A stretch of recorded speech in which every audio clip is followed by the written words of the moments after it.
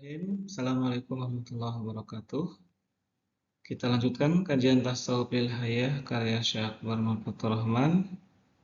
Judul kedudukan ilmu tasawuf dalam Islam bagian kedua.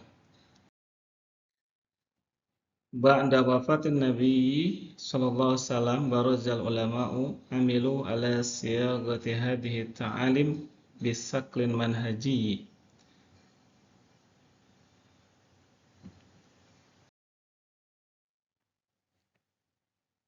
Sini sudah ada mufradatnya yang sengaja dibuat lebih rinci.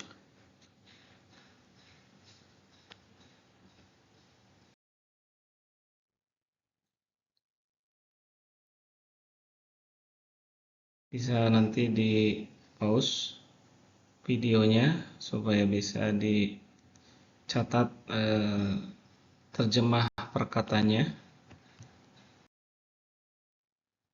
Untuk terjemah bebasnya, setelah wafatnya Nabi SAW muncullah para ulama yang berusaha merumuskan ajaran-ajaran Islam secara sistematis.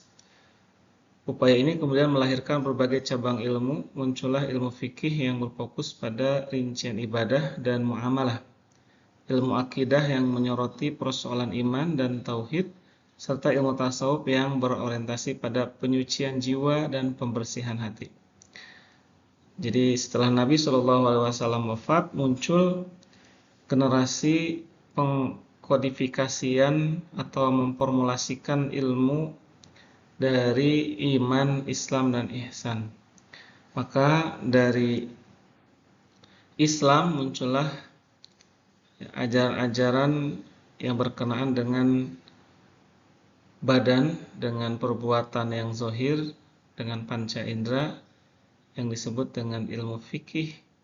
Kemudian dari iman diformulasikan menjadi akidah, dan dari ilmu tasawuf difokuskan untuk penyucian jiwa dan pembersihan hati dalam menerima agama Allah yang khalis, agama yang murni, yang suci. Ilmu ini dinamakan tasawuf karena berhubungan dengan kejernihan dan kemurnian hati. Sebab tujuan utamanya adalah mencapai puncak ihsan, yakni beribadah kepada Allah seolah-olah engkau melihatnya. Jadi tasawuf itu asal katanya bisa dari sofa, artinya kemurnian, kesucian. Ada juga yang berpendapat dari kata suf, artinya kulit atau bulu domba, ya, yang menunjukkan kesederhanaan. Adapun dari segi makna yang sesuai, maka berasal dari kata sofa. Untuk mencapai tujuan tersebut, tasawuf menetapkan beberapa tahapan yang jelas. Tahapan pertama disebut takhliyah, pengosongan diri, yaitu proses membersihkan hati dari akhlak yang tercela dan sifat-sifat yang buruk agar siap dihiasi dengan tahliyah, penghiasan diri, yaitu penanaman sifat-sifat mulia dan kedekatan dengan Allah Subhanahu wa taala. Ada konsep yang sangat terkenal dalam tasawuf. Yang pertama adalah takhalli atau takhliyah, yang kedua adalah tahalli atau takhliyah, di mana ini berdasarkan ajaran Al-Quran dan ajaran Nabi SAW, bahwa di dalam jiwa manusia itu ada potensi-potensi kefujuran, yang mana itu harus dibersihkan dari hati. Kemudian juga sifat-sifat yang tercela. Maka prosesnya disebut dengan takhliyah atau takhalli. Bahkan bisa dikaitkan dengan ilmu psikologi untuk menterapi jiwa yang gelisah atau yang mengalami stres. Itu perlu dikeluarkan terlebih dahulu kebencian, kekecewaan, rasa memiliki, ya, sehingga tidak rela dengan kehilangan dan sebagainya. Atau ketika seseorang itu diliputi oleh kecintaan yang berlebihan terhadap dunia sehingga menghijab hati dari mengingat Allah, dari beribadah kepada Allah. Maka sebelum suluk melangkah di jalan Allah harus dibersihkan dulu, harus diangkat dulu hijab daripada hubud dunia. Maka demikian dalam ilmu pengobatan, sebelum obat masuk ke dalam tubuh, maka semestinya dikeluarkan terlebih dahulu penyakitnya atau kotorannya.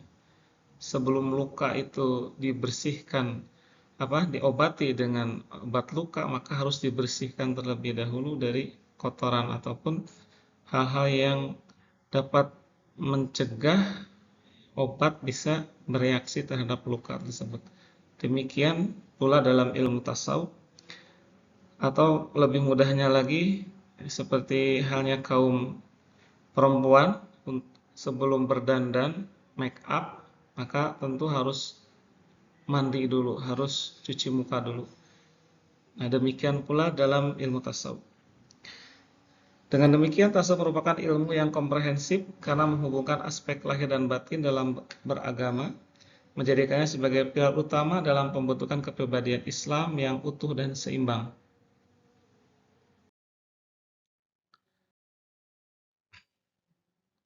Majalud dirasah, bidang studi. Sini bisa dibaca mufradatnya.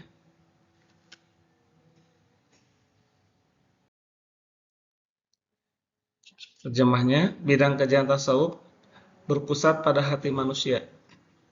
Jadi objek kajiannya, maudhu ilmu tasawuf adalah hati, af'al, hati perbuatan, di mana hati bisa maksiat ataupun bisa taat, bisa lalai, bisa juga sadar. Sebab seluruh perbuatan seseorang bersumber dari gerakan hatinya, dan ini diakui oleh semua orang, semua ilmuwan, semua bidang ilmu, bahwa hati adalah pusat dari kehendak, pusat dari semua pergerakan dan ucapan. Sebelum kaki melangkah, tubuh bereaksi atau berbuat, atau mata memandang, hati terlebih dahulu yang bergerak. Ketika seorang ibu contohnya melepas anaknya ke sekolah, pesan pertama yang disampaikan biasanya adalah hati-hati, tanpa menyebut bagian tubuh lainnya. Ini menunjukkan bahwa hati adalah hal pertama yang harus diingat dan diperhatikan, karena seluruh ucapan dan perbuatan manusia bergantung padanya. Hati dapat diibaratkan seperti wadah, atau kalau di dalam tafsir Isarinya yaitu al-ma'un, wadah, dimana ketika wadah itu bersih, maka akan diisi dengan yang bersih. Sebaliknya apabila wadah itu kotor, maka akan diisi dengan yang kotor-kotor. Sebuah gelas yang murah sekalipun bisa terisi dengan air yang sangat berharga untuk diminum.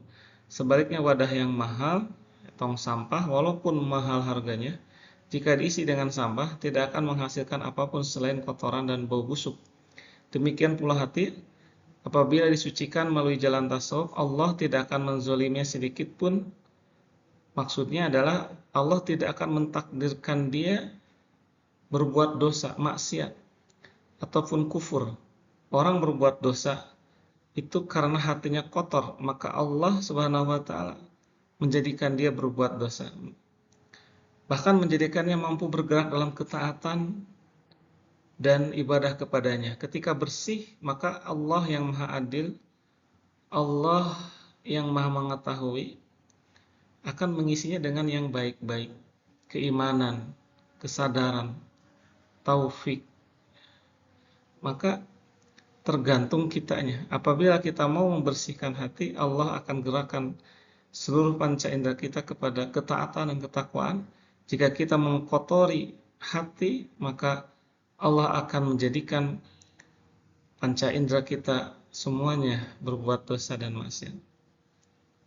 Namun bila hati diabaikan dan tidak disucikan dari dosa, maka ia akan menjadi tempat kotoran spiritual, dan setan pun akan memasukinya dengan bisikan dan pikiran-pikiran jahatnya. Ini adalah rumusan yang paten